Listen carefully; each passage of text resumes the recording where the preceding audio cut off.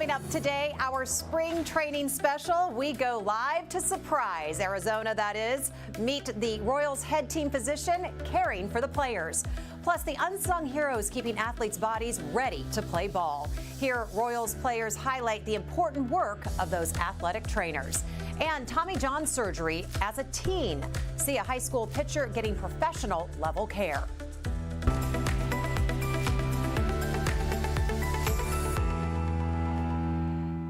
Good morning and happy finally Friday. It's March 17th. I'm Jessica Lovell and welcome to the Morning Medical Update. We are just 13 days away from the Royals home opener at Kauffman Stadium. But baseball is already begun down south in Arizona. Dr. Vincent Key, he is joining us live from Surprise this morning. Dr. Key is an orthopedic surgeon here at the health system. And for more than a decade, he has been the top doc for the Royals, both the medical director and head team physician. Dr. Key, I know there is a 2-hour time difference this morning from Kansas City to Arizona, so a huge, ginormous thank you for getting up with us. How you doing down there? I'm doing okay. Yeah, it's dark. There's some light, but it's dark, but it's fine. It's fine. Well, I know you're super busy these days, so thanks for getting up before the sun and hanging with us for a bit. It's a really exciting time, so glad to have you. If you have questions for Dr. Key, make sure you get those sent in to us on YouTube, Facebook, and the Medical News Network. You can find links to all of those right there on your screen. Well, we've got a lot to get to today. Let's start with the biggest change for every major league team: pitchers on a clock. Like a shot clock in basketball. Once a pitcher has the ball, he has 15 seconds to start the throw, 20 seconds if there's a runner on base. It is already speeding up the games. Dr. Key, from a health perspective, does speeding up the pitchers affect the arms or joints more than before?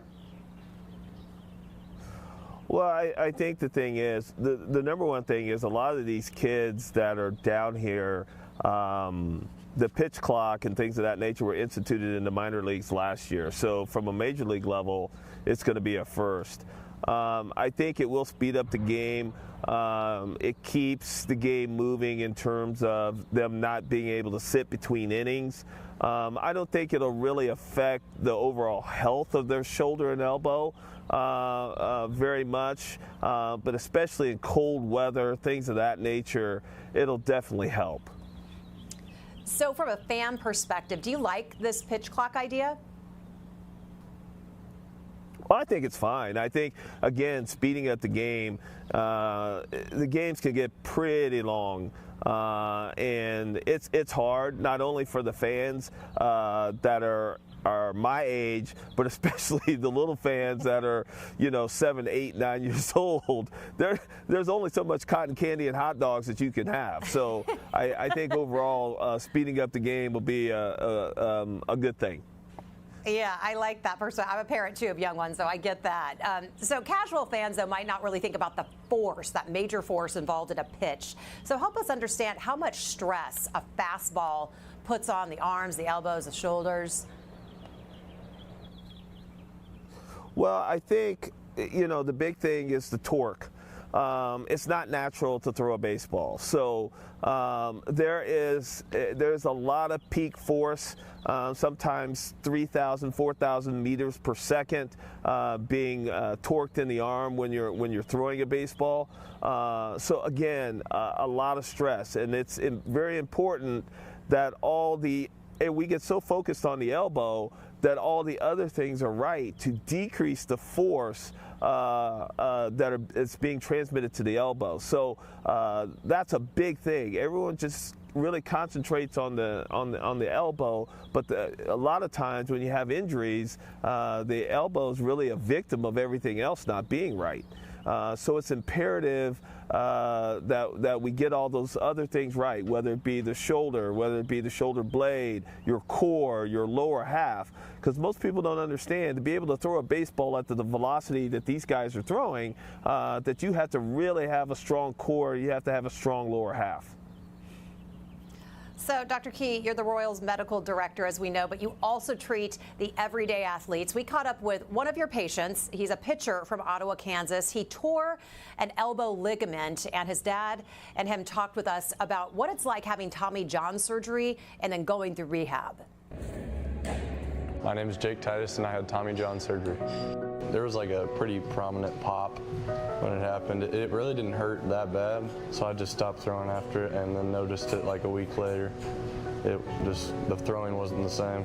Just from being in baseball for a long time, when you hear about the pop, I mean, an elbow can pop without any damage, but you kind of thought that there would be some damage. And then after a week, when he still wasn't feeling better, you know, we went in, had the MRI, and did all that, and no, it wasn't fun. When you threw on Tuesday, it was still just fastballs and changeups? Yeah. My name's Kyle Veazey, and I'm a physical therapist at the University of Kansas Health System. I'm not sure if it's fortunately or unfortunately, but I have athletes who've had Tommy John surgery on my schedule 5 days a week. This is not the treatment I would do on every single person. This is only a select few athletes who I feel like would tolerate and benefit from this treatment really well, and he is one of those. Kind of like you got long fingernails and you're scratching yourself kind of hard. It's kind of what it feels like.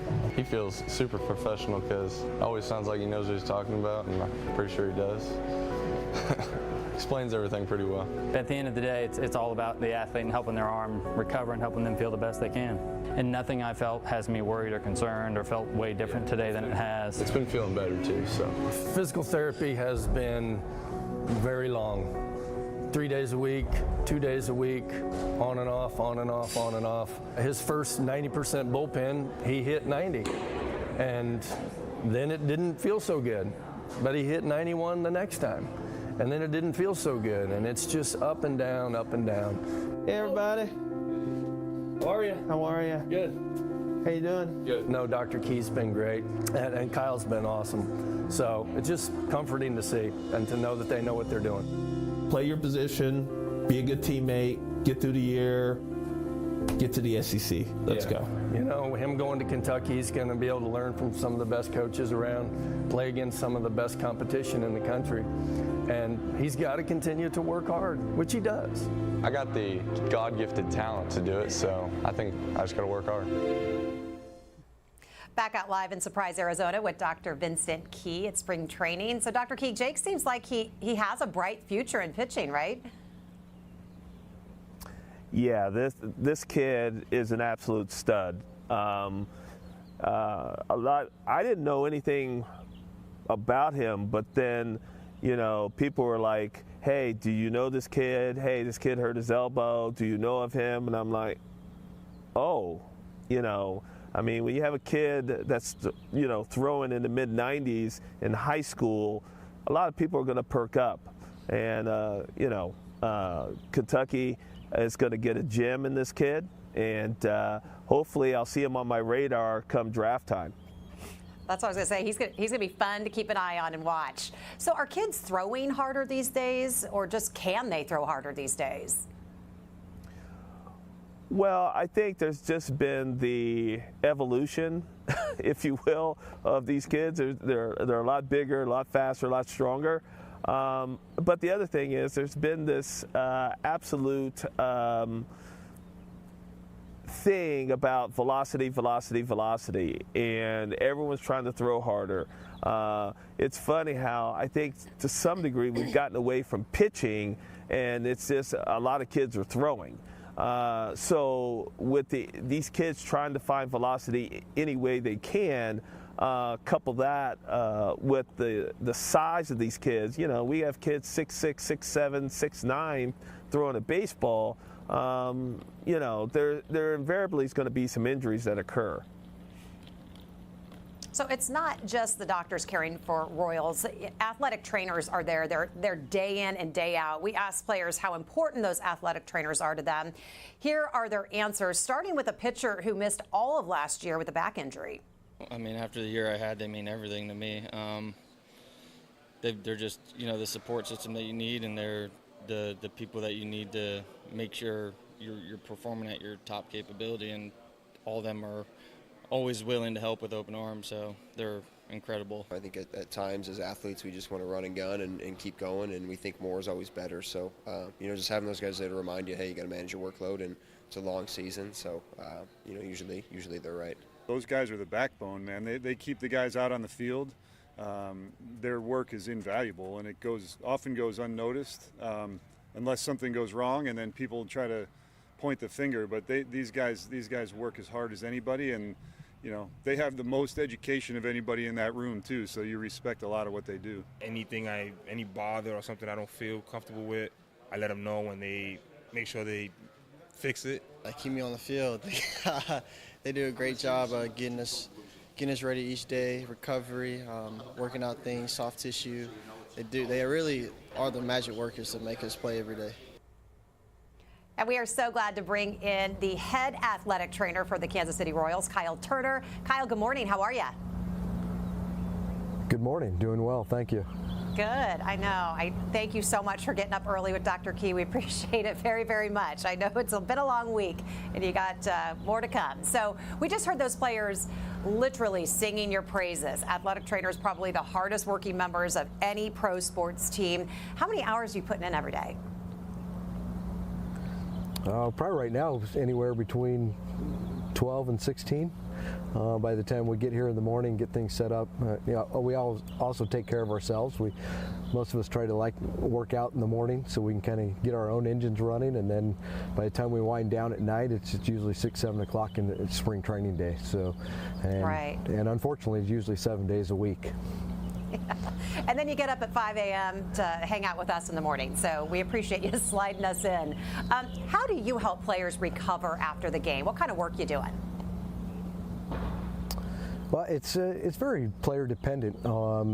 Pitchers and position players are usually a lot different depending on kind of their workload and what's going on. Most of the pitchers will come out of the game, starting pitchers especially, and do an exercise program when they come out, and then we start the recovery process for their next time through the rotation. So a lot of them will get some soft tissue work and contrast and hot and cold therapy and other modalities that we have to offer, and they're usually in the training room every day in between, and it's a combination of work, athletic training work, but it's a lot of hard work on their end. They're doing a lot of activity for recovery. And part of that work is the prehab. Talk to us about prehab. How do players prevent some of those injuries? Well, it's a lot of balance, in everything they do. We love to have the muscles strong and them being very, very powerful, but they can get too powerful. So we need to have a good balance in mobility and strength, along with the health and nutrition and the way they're living their lives off the field.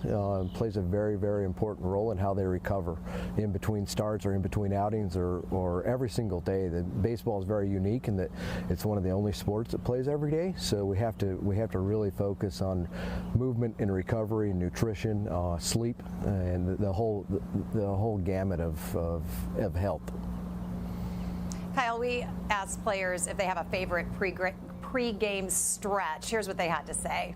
I actually learned from one of my strength coaches back with Boston the butt walk, which really gets your low back separated and kind of stretched out. Anything for me with getting my internal hip rotation, hip switches, all that stuff, really helps me keep my lower back healthy, and I've had some issues there in the past. So making sure my hips are working good and doing my foam rolling and my getting the lacrosse ball in there. Stretching is also important, but for me, I'm more of a soft tissue guy. It just takes out any knots I may have in my back or scap, keeps my body loose, fresh, as fresh as I can, through 162 games.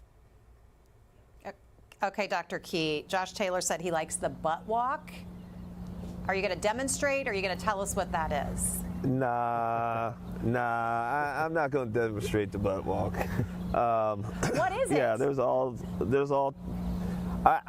You know what? I'd have to have him show me, because there's people call different things, different things, and so I don't exactly know what the butt walk is, so I'll have to talk to him about it.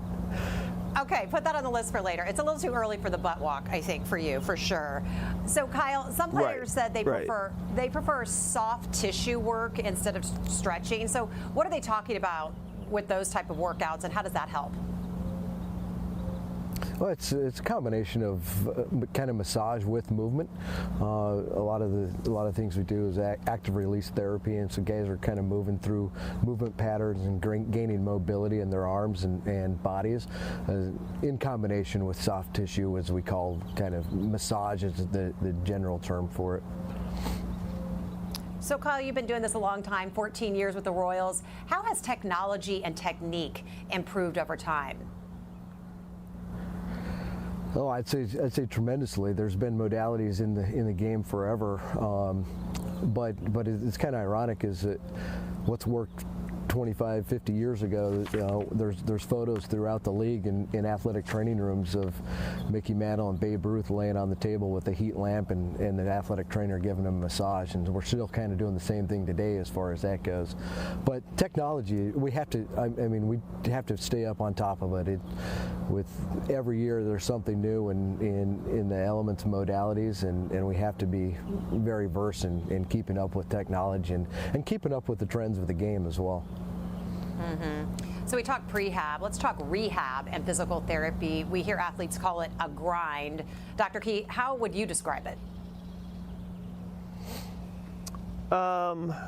It's a grind in the sense of a lot of times for these athletes, it's a black box.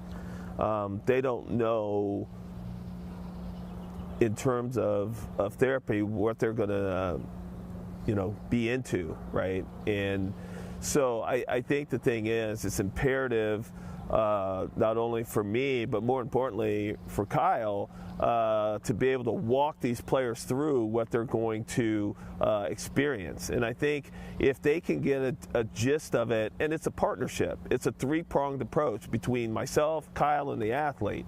And if everyone's in the same boat, literally paddling the same, the same place, the player tends to trust you a little bit more in terms of that. They tend to accept it because there's times when it is a grind, and there's times when it's actually boring, that you can get a little bit bored. So I think, in the grand scheme of things, like I said, it's that three-pronged approach to get that athlete to kind of buy in. So there has got to be a mental side of working through an injury. Kyle, how do you help support an athlete's mental health? You're spending that personal time with them, and you're right there. How do you work through that with them? I think the number one thing we try to do is set up realistic expectations for the athletes, for the players. Every injury comes with a timeline, and really set up the expectations up front so that they know what to expect along the way, and help guide them through the process. I'm fortunate to been around and doing this in baseball for 25 years now, and we have an idea how long things take, and really just kind of guide them through the process and keep them integrated in the team aspect. Keep them integrated at home. It's very important for them to let them live their lives off the field. And then probably the biggest thing is keep them off Amazon, because there's a lot of downtime in the rehab process. So they tend to buy a lot of things during rehab. So just setting them and teaching them the process. So. Or Clash of Clans. Yeah. That was a big one fact. in 2014, 2015. Yeah. Yeah. Good to know. Good to know what they're doing in there. So we also asked Royals players to give one piece of advice to youth and high school players who want to make it in the majors. Here's what they said. You're not always going to believe in yourself. It's kind of a lie, I think, when you hear these big leaguers talk about how they always believe in themselves and they always knew they were going to be Major League Baseball players. And maybe it has been for some guys, but for me that hasn't been the case. Certainly been my fair share of doubts and struggles along the way. So you just got to persevere and and keep going and trust that you're going to find it eventually. Develop a routine, something you can consistently do day in and day out. I feel like in the big leagues, that's what keeps you healthy, number one, and also whether you have a good day or bad day, you have a consistent routine to where you're preparing yourself and you're feeling 100% for that day. Just go out there and work hard, play with a lot of heart, and just give it your all, honestly. Don't be afraid to take advice, because even if it doesn't work for you, try it, and if it keep working at it, and if it doesn't work, then don't do it. But you don't want to miss an opportunity at something that might be able to help you.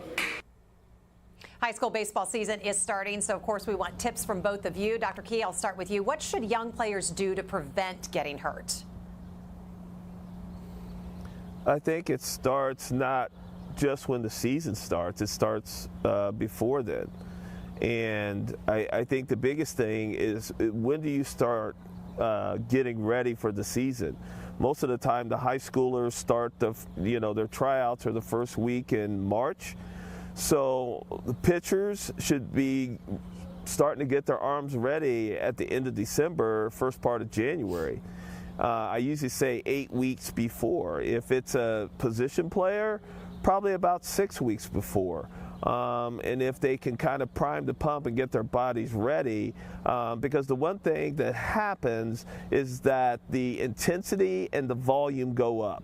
And if your body isn't ready to do that, it's like, again, priming the pump, then invariably something's going to happen. You'll get some strain, you'll get some inflammation, your shoulder will flare up, your elbow will flare up, something will happen. And in this day and age, especially in Kansas and in Missouri, where the baseball season is very short, we're not in Florida or California, then, if you have to be shut down for 2 weeks if you're a pitcher, and then you have a 2-week throwing program to get through, then that's 4 weeks. You've lost a third or a half of your season. So, it's the prehab protocol, I think, that's very, very important. What advice do you all have for a young pitcher who wants to have a faster fastball?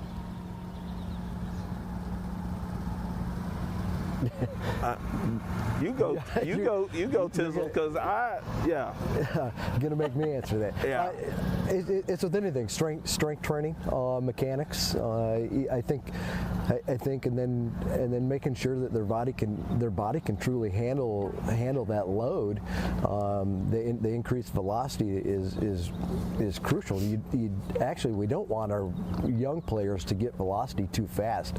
Otherwise, they're inevitably going to be in Dr. Key's office. So it has to happen over time. It has to happen as their bodies mature and develop.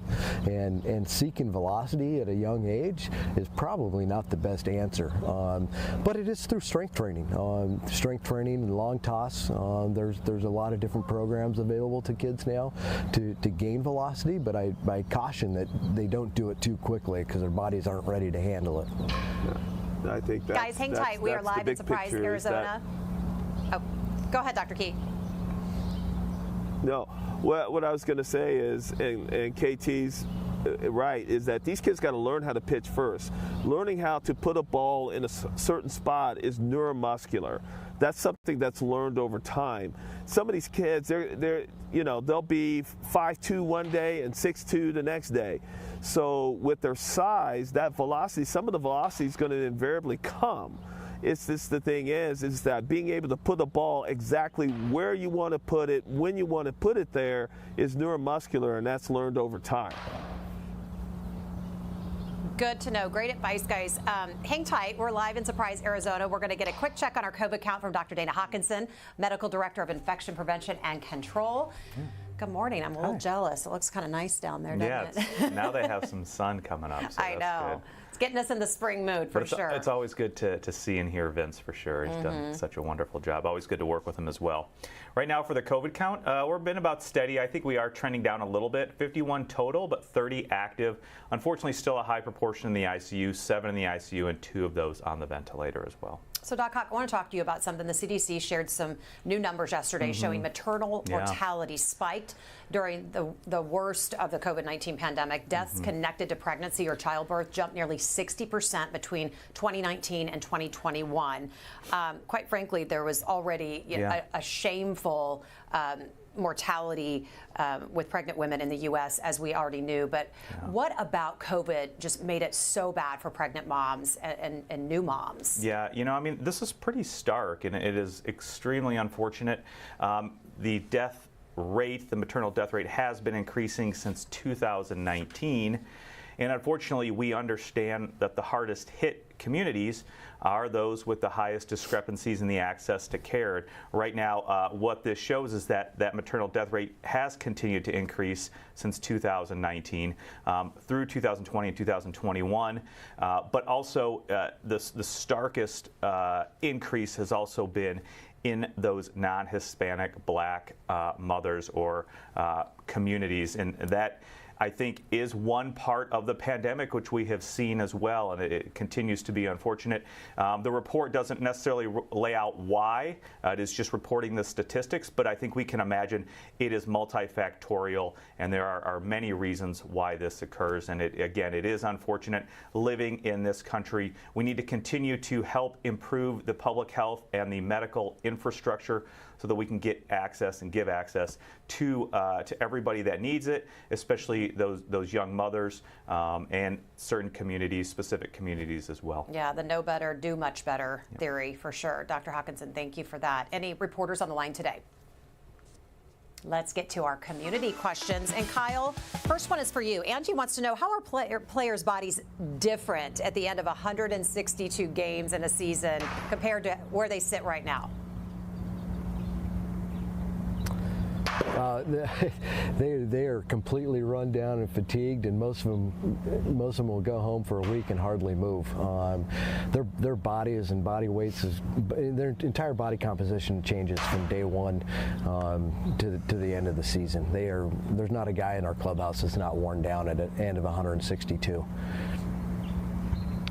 Kyle, Jeremy wants to know, in the same way that we all avoid leg day, even when we know we shouldn't, what is the thing the athletic trainers always have to kick the pros into doing?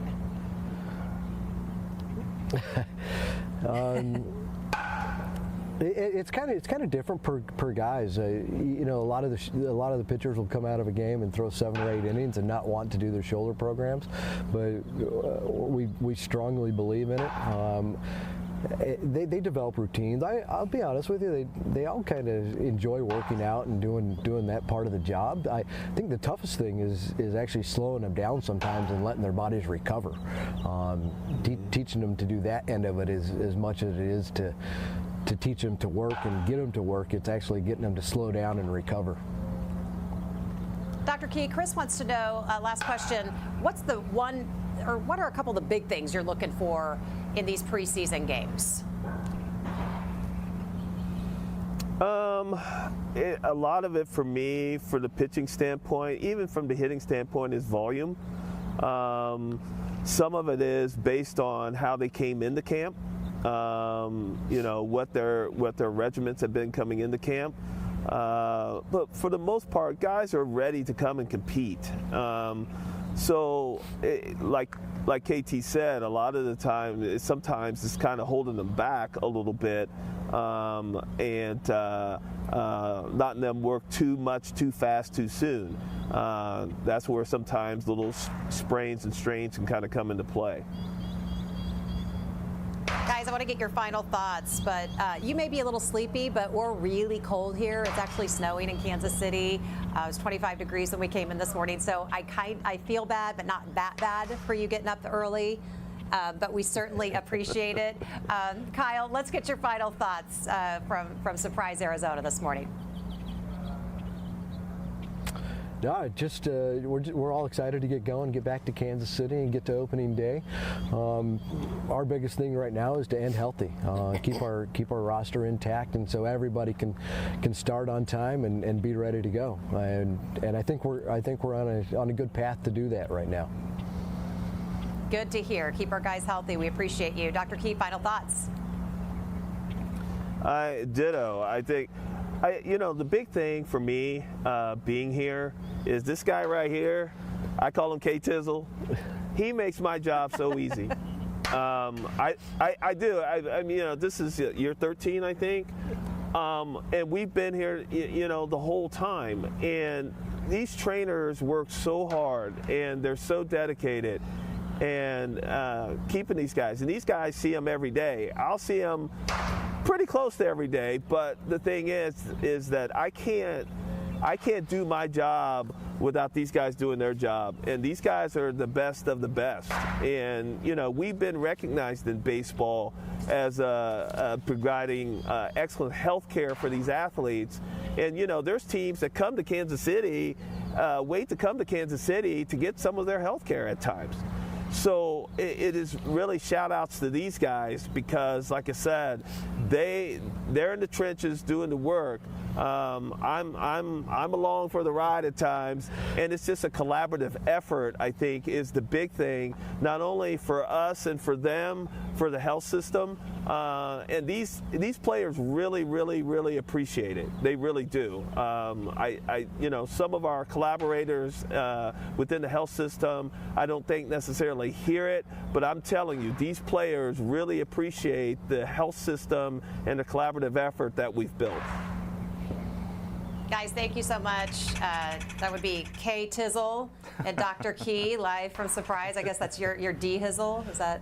He'd be Vince Kizzle. Yeah, but you're D Hizzle. Yeah, maybe. Final thoughts.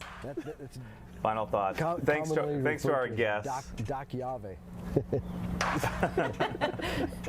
Guys, you're slap happy. Go get a nap. That's right. Go get your nap. A very quick one. Right. Enjoy a nap outside in the nice weather. Yep. Yes. Okay. Bye, guys. Thanks. Final thoughts. Thanks to our guests. I think it looks good. Makes me feel happy to see them out there in the sun, knowing that we are here in the bitter cold. Just want to wish everybody a safe Friday, a safe St. Patrick's Day. If you are out, remember to bundle up and stay warm, and also safe weekend. We know it'll be a big weekend for a lot of people as they will be either out or watching the NCAA tournament games. Yeah, big weekend. Yep. Gonna be fun. All right, thanks to all of our guests and to all of our viewers. Great questions today, and for being with us. Have a great weekend. We'll see you back here Monday at 8.